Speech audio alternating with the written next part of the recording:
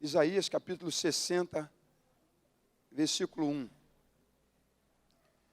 Diz o texto assim: Dispõe-te, resplandece, porque vem a tua luz, e a glória do Senhor nasce sobre ti. Eu vou ler novamente.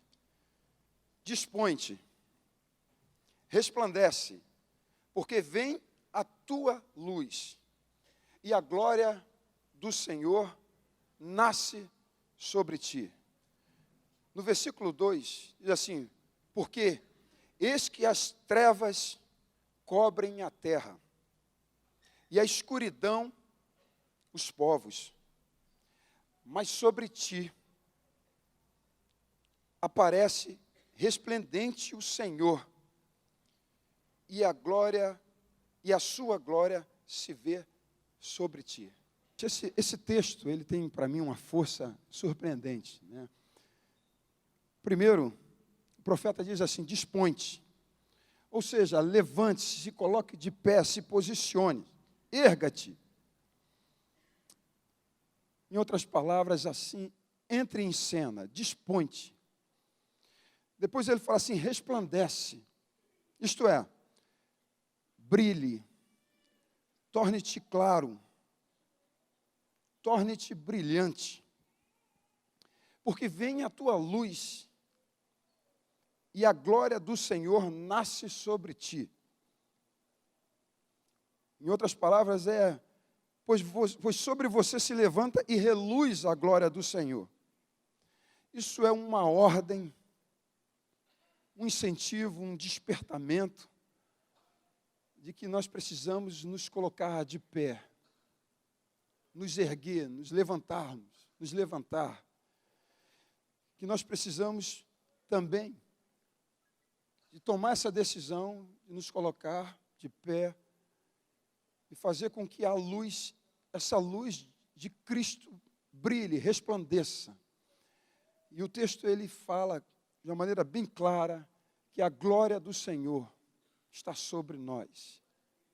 Isso é fantástico, isso é tremendo. Mas depois ele faz uma constatação acerca de uma realidade tão tenebrosa. Ele diz assim: porque eis que as trevas cobrem a terra. Então ele fala o motivo agora, o porquê que nós temos que nos levantar, que temos que nos erguer. Porque ele diz que as trevas, ou seja, a escuridão, cobrem toda a terra. E não é difícil a gente ver isso. Depois ele fala que a terra, em outras palavras, está toda envolvida pelo príncipe das trevas. O mundo jaz no maligno. Por isso ele fala assim: desperte, levanta-te, levanta, se põe de pé. Depois ele fala assim: porque vem, depois diz assim: e a escuridão cobrem os povos, ou seja, as trevas densas, negras, escuras, cobrem todos os povos. Então ele fala de um sistema que domina sobre o mundo. Como eu disse, o mundo jaz no maligno, ele habita no maligno, em trevas.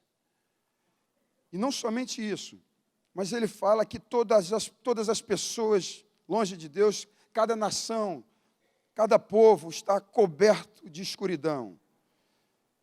Não existe nenhum espaço dessa terra que não seja tomado, envolvido, engodado pelo sistema desse mundo.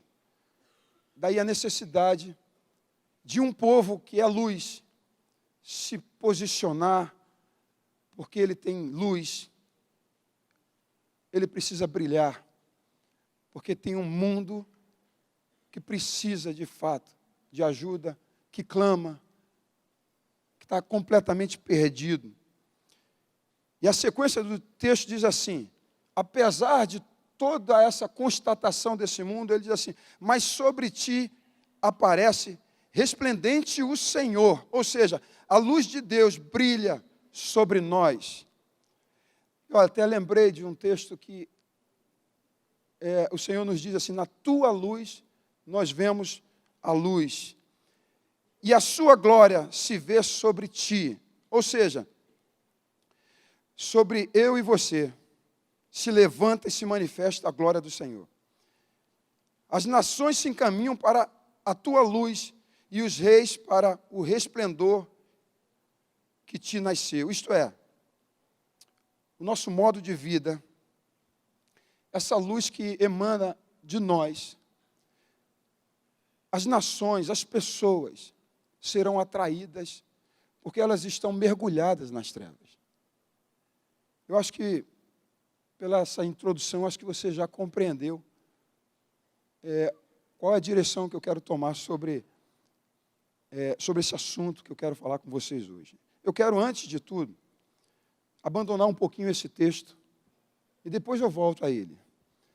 Mas eu quero me posicionar em outro assunto, quando Jesus nos chamou para segui-lo. Ele nos chamou para seguidor dele, ele não nos chamou para fazermos parte de uma religião, nem para fazermos parte de um clube.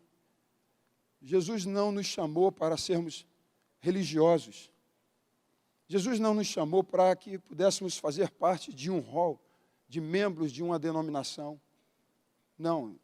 Jesus nos chamou para segui-lo. E o fato de nos chamar para segui-lo, ele estabeleceu alguns critérios. Ele estabeleceu algumas exigências para mim e para você, para todos nós. Se a gente pegar Lucas capítulo 14, do versículo 25 ao versículo 33, ele expressa ali todas as exigências que alguém precisa cumprir se quiser de fato segui-lo. E vocês conhecem muito bem, todos nós falamos muito sobre esse assunto, sobre a questão da renúncia, sobre a questão de pegar sua cruz diária e segui-lo. É uma morte do nosso eu.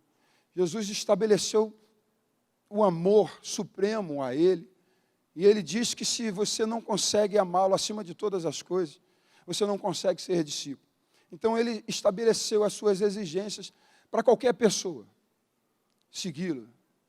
E existem aqueles que se oferecem, para segui-lo, outros ele mesmo chama. E aqueles que se oferecem, às vezes nem sequer compreendem o que é seguir Jesus. E principalmente quando são confrontados com todos esses termos. É assim como nós vamos assinar algum tipo de contrato e a gente lê as cláusulas e percebe se de fato você vai cumpri-las ou não, ou você está disposto a cumprir ou não.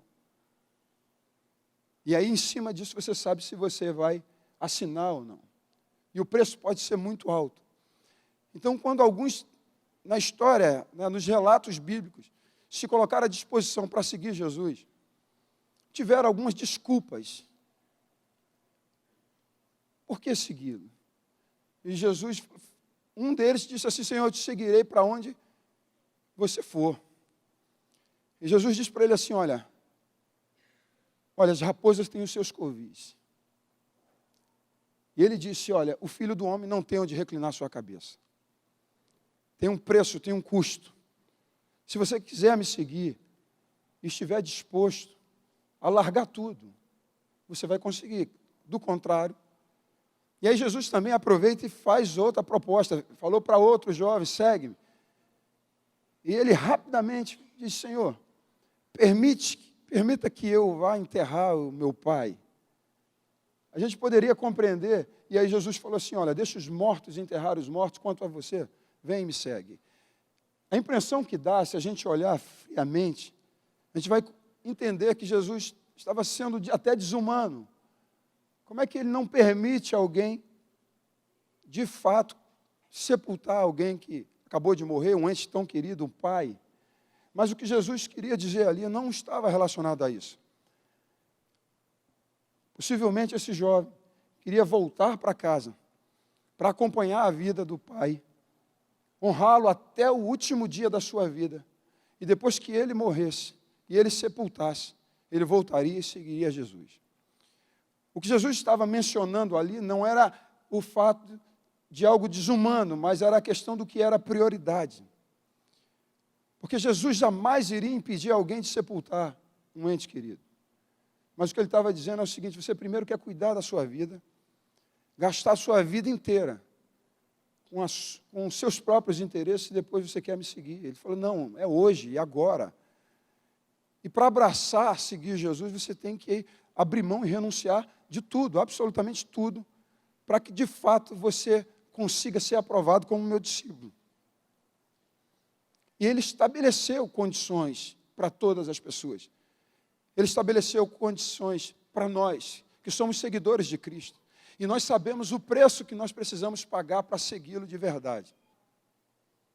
Eu me entreguei totalmente ao Senhor e nada pode me desviar desse caminho. A gente diz isso.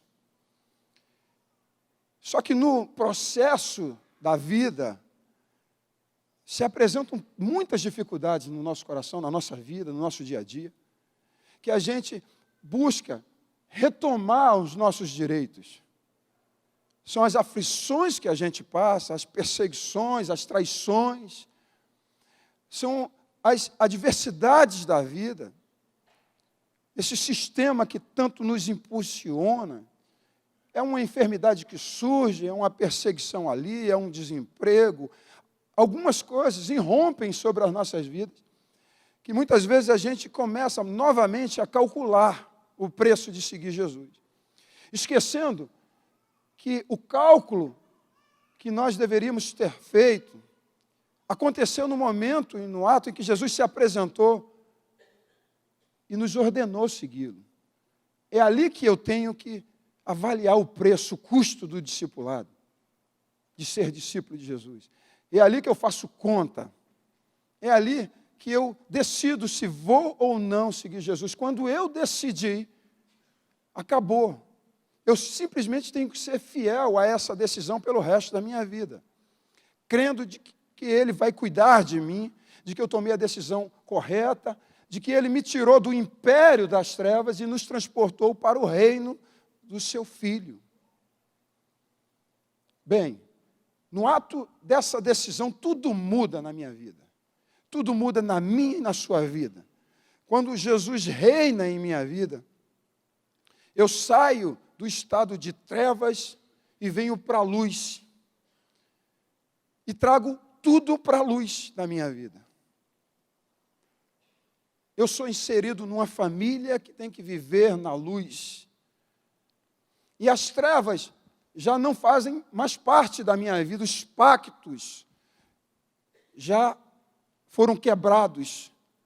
Eu agora estou vivendo no reino de Deus, e no reino de Deus a glória do Senhor resplandece. No reino de Deus só há lugar para que Ele brilhe. E a luz que brilha nele, que vem dele, passa a brilhar em mim, porque eu absorvi esse estilo de vida. Eu rompo com as trevas e os meus compromissos todos com as trevas, eu deixo de lado, porque eu escolhi seguir Jesus inteiramente. Eu já não faço mais pacto. Tudo que é trevas, seja na minha casa, seja na minha vida, seja fora da minha casa, eu rompo com isso e eu passo de fato a segui-lo com toda a integridade, com toda a inteireza de coração. Eu entro num processo de obediência pelo meu reconhecimento de quem Cristo é para mim. E aqui eu começo a voltar para o texto. Porque passa primeiro o meu entendimento, a minha obediência ao senhorio de Cristo, a processar e a seguir vivendo de acordo com os termos dele. E a minha obediência está ligada a quem eu vejo, como eu vejo Jesus, quem Ele é para mim. No primeiro momento em que eu tenho um encontro com Jesus, em que a palavra é ministrada, eu abro os olhos, o Espírito Santo abre os olhos do meu entendimento, e eu sou revelado acerca da pessoa de Jesus. A gente cantou aqui quão grande Ele é, e é sobre isso que eu quero falar nesse momento. Quando eu vejo quem é Jesus, como Ele é grande, quando eu sou revelado acerca disso, eu entendo que eu não tenho saída, é obedecer e obedecer até a morte. Não é uma obediência parcial, momentânea, mas é uma obediência integral. Não é uma obediência tardia, mas é uma obediência imediata. Eu ouço, creio e obedeço.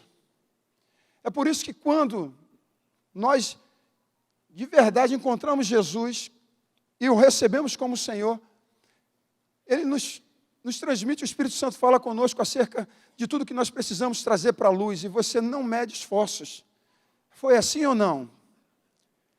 Sim ou não, gente? Você sai confessando os teus pecados. Pô, mas isso tem um custo.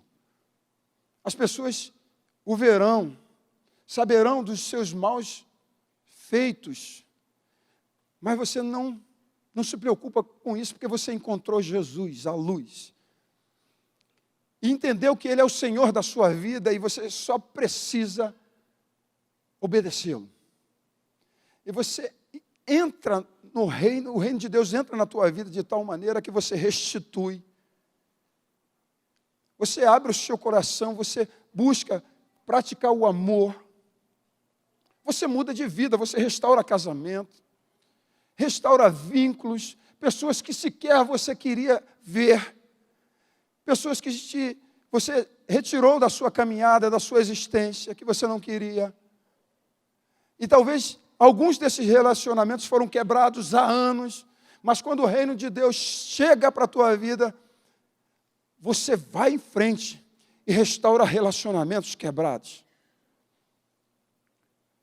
A saúde, às vezes, é tão debilitada por conta de uma vida desordenada, desregrada, tumultuada, e você ajusta a tua vida também, e você recupera e restaura a tua saúde, a saúde física, a saúde emocional. Mas por quê? Porque você decidiu obedecer. Porque você, de fato, enxergou Jesus como Ele é.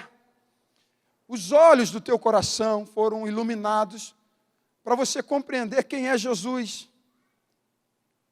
E quando a palavra do reino nos alcançou, mudou até a nossa maneira de fazer, vamos dizer assim, religião, porque muitas vezes nós somos religiosos, vivíamos uma vida religiosa, mas quando entendemos o senhorio de Cristo, nós saímos desse espírito de religião e entramos, de fato, de uma vida genuína, verdadeira, sem hipocrisia, sem falsidade, mas pelo contrário, Ele é real.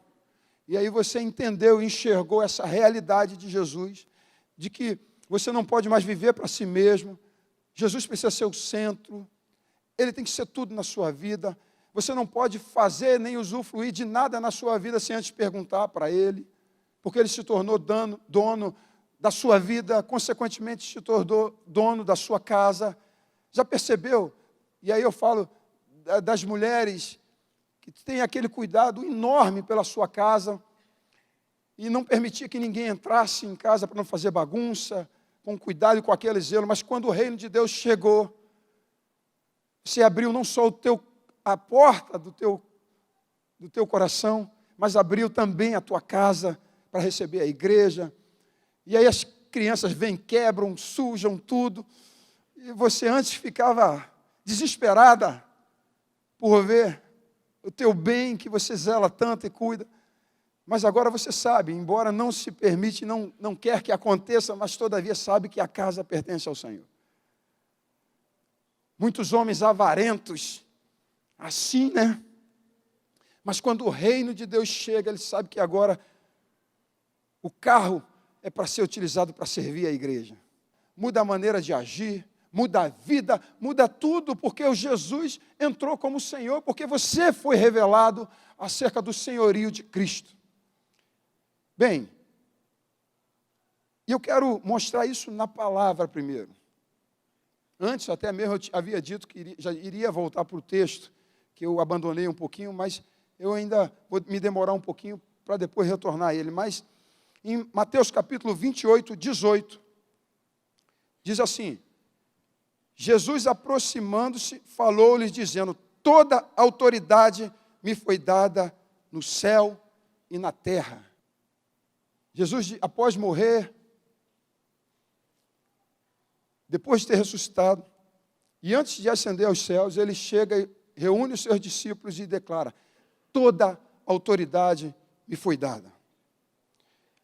E a autoridade aí está diretamente ligada à capacidade, à liberdade de fazer como se quer. É a habilidade ou força com a qual alguém é dotado, que ele possui ou exercita. O poder de reger ou governar. É por isso que é muito importante a gente ter revelação, que o Espírito Santo nos revela acerca de quem é Jesus. E Jesus já deixa claro: toda autoridade me foi dada. É uma autoridade absoluta de eu fazer o que eu quero, como eu quero e do jeito que eu quero. Está sujeito a essa autoridade. É estar submisso, obediente a tudo que esse ser, essa pessoa, determinar para a minha vida. Todas as coisas foram colocadas debaixo da sujeição de Cristo, debaixo da autoridade de Cristo, melhor dizendo. Só que quando a gente olha para o estado desse mundo caótico, quando a gente lê o texto de Isaías, capítulo 60, versículo 2, o quadro que se apresenta é completamente diferente. Se ele domina sobre tudo, porque está esse caos, essa loucura. Porque essa verdade, apesar de ser uma verdade absoluta, ela é uma verdade posicional. E nós precisamos experimentar essa verdade e trazê-la para a realidade. Para que você compreenda, é o seguinte: Isaías, capítulo 53, o profeta declara que Jesus levou sobre si todas as nossas enfermidades. Só que existe enfermidade entre nós. Existe enfermidade no mundo. E se ele levou sobre si todas as nossas enfermidades, por que então nós, discípulos de Jesus, que temos Jesus como Senhor, temos e ficamos enfermos? Deixei meu filho em casa porque está doente. Mas por quê? Porque apesar de ser uma verdade posicional, nós precisamos trazer isso e experimentar essa verdade. Como? Pela fé. Eu preciso materializar isso, trazer isso, crendo naquilo que Jesus trouxe. Quando eu creio, eu trago isso à existência. E essa questão da verdade, de eu tornar prático de que Ele domina sobre todas as coisas, e fazer com que o domínio do Senhor seja uma coisa real na vida de cada pessoa, isso depende de mim e depende de você. Olha o que o texto diz, mais uma vez: porque eis que as trevas cobrem a terra, e a escuridão os povos, mas sobre ti aparece resplendente o Senhor, e a sua glória se vê sobre ti. Apesar, queridos, das densas trevas, do caos, da desordem, do sangue que tem sido derramado, da violência, da corrupção, dos ricos famintos por dinheiro, roubando, saqueando, extorquindo, corrompendo, e fazem isso despreocupadamente. Apesar disso tudo, desse contexto, desses ricos vivendo no luxo, agindo como os maiorais, fazendo-se conta que estão acima da lei e dos problemas, construindo suas vidas através de homicídio, da corrupção. Apesar disso tudo, a terra se enche da percepção da glória do Senhor. E eu chego a dizer que, e citar o texto de Abacuque 2,14 com força, porque esse eu creio de verdade. Pois a terra se encherá do conhecimento da glória do Senhor, como as águas cobrem o mar. Ou seja, apesar dessa desordem urbana, de tudo que está acontecendo, esse Deus, esse Jesus que é todo poderoso, a sua glória está enchendo. E como é que isso tem acontecido? Jesus é o Senhor sobre tudo, e esse domínio, de fato, precisa ser algo prático e preencher a toda a terra. Esse domínio, sua glória, precisa ser vista sobre toda a terra. Precisa ser percebida. E como ela é percebida? Através da manifestação dos filhos de Deus. É aí que nós entramos. Porque a Bíblia diz que esse Jesus que detém todo o poder, toda a autoridade, ele deu isso à igreja. Porque a igreja é o corpo de Cristo. E se a igreja é o corpo de Cristo, nós fazemos parte da igreja, do corpo de Cristo, nós precisamos manifestar a glória do Senhor na terra. As pessoas precisam conhecer quem é Jesus. A autoridade dele, o domínio, o poder, a sabedoria. O mundo caótico precisa conhecer. E ele nos deu essa responsabilidade, porque nós somos o corpo de Cristo. É por isso que Jesus falou o seguinte: vocês são sal da terra, mas vocês também são luz do mundo. E essa luz não pode ficar escondida.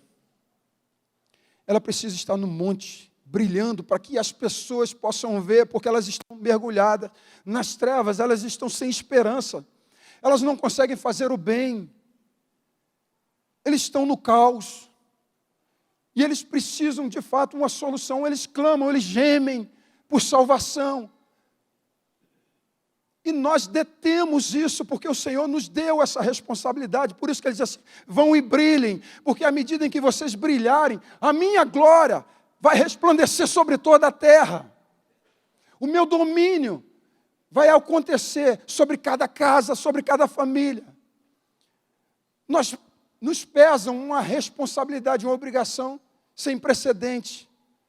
Então, toda vez que a gente não brilha, toda vez que a gente ofusca o brilho de Cristo, nós sonegamos uma transformação de vida na vida das pessoas que estão, de fato, completamente perdidos. É por isso que esse desespero, essa loucura, essa coisa desenfreada, desordenada, porque eles estão desconectados do Criador. O homem foi criado para fazer parte, estar conectado em Deus, para fazer parte. O homem foi criado com a essência de Deus. Então, quando ele está longe de Deus, ele mergulha numa desordem, num caos pleno e completo. Isso foi tão louco e tão absurdo que não demorou muito tempo. Deus mesmo falou: o meu espírito não pode contender com os homens, porque todos os seus desígnios são maus. Por quê? Porque eles perderam a referência. Perderam a noção do bom senso. Por isso que tanta violência. É por isso que você compreende que esse caos que está armado, as pessoas não têm noção nem da decência. É por isso que você vê pais violentando crianças. E você para pensar como um homem é capaz de fazer isso. Como é que o homem pode fazer isso, causar mal para o seu semelhante? Não tem saída, eles não têm saída porque eles não podem fazer diferente, porque eles estão longe de Deus. A luz de Cristo que está em mim, que está em você, precisa brilhar, para que eles possam compreender o estado que eles estão vivendo. E isso é sério. Às vezes nós passamos uma vida cristã totalmente alheio dessa responsabilidade que nós temos. Isso é tão sério, a redenção do homem é tão sério para fazer parte do plano de Deus, que o Pai enviou seu único filho para morrer e para restaurar o homem, salvar o homem para a sua família. Então, se Ele fez isso, nós não podemos estar alheio a esse mesmo plano que o Senhor nos colocou e nos projetou para isso. Quando eu sou luz do mundo, e essa luz começa a brilhar pelo estilo de vida verdadeiro, a glória do Senhor é estabelecida. E cada lugar é cheio, vai sendo preenchido pela glória do Senhor. E à medida em que os filhos de Deus vão se manifestando em cada canto, em cada lugar, no mundo inteiro, a glória do Senhor vai enchendo toda a terra, até que a plenitude de Cristo seja revelada em nome de Jesus. Você imagina nós brilharmos em todo lugar, no trabalho, na rua, e a glória do Senhor vai enchendo, vai tomando, vai possuindo a vida e as pessoas, e o domínio, e as trevas vão sendo dissipadas. E as pessoas em trevas serão atraídas e romperão para nós, porque elas precisam de socorro, elas precisam de ajuda, elas gemem, elas sofrem, mas quando eu e você nos posicionamos, eles são, de fato, a esperança retoma para a vida deles. Foi assim comigo, tenho certeza que foi assim com vocês. E pode ser assim com todas as pessoas, aonde esse evangelho chegar. Eu preciso fazer com que Jesus seja conhecido como Senhor. Eu preciso dizer para as pessoas que Jesus é o centro. Mas para isso, nós precisamos nos posicionar. Portanto, ide. E esse ide tem um propósito: façam discípulos, se tornem semelhantes a Ele. Trabalhem na vida das pessoas, até que eles se pareçam com Jesus. E quando todos, absolutamente todos, se parecerem mais com Jesus, a glória do Senhor vai estar preenchendo a vida das pessoas. Aí você vai ver aqueles elementos, sabe, invisíveis, esse poder invisível de Jesus que a gente não conhece, né? Porque o Senhor, Ele tem várias qualidades, mas tem algumas qualidades que o mundo não pode manifestar, que a natureza não pode expressar, mas nós, como filhos de Deus, podemos expressar. Essas qualidades do Senhor, a santidade dEle, o amor dEle, tudo isso vai se manifestar através da minha vida e da tua vida. As pessoas vão conhecer Deus, vão entender que podem ter suas vidas transformadas. Se posicione, levante-se, se erga. Depois ele diz assim: resplandece. Ele não está dizendo para que você saia por aí contando vantagem, querendo aparecer. Ele está dizendo o seguinte, que você é luz e luz tem que brilhar. E ele não está dizendo para que você brilhe, para que a tua vaidade, o teu orgulho vá lá em cima, não. Ele está dizendo para que você brilhe com o brilho de Cristo. Brilha.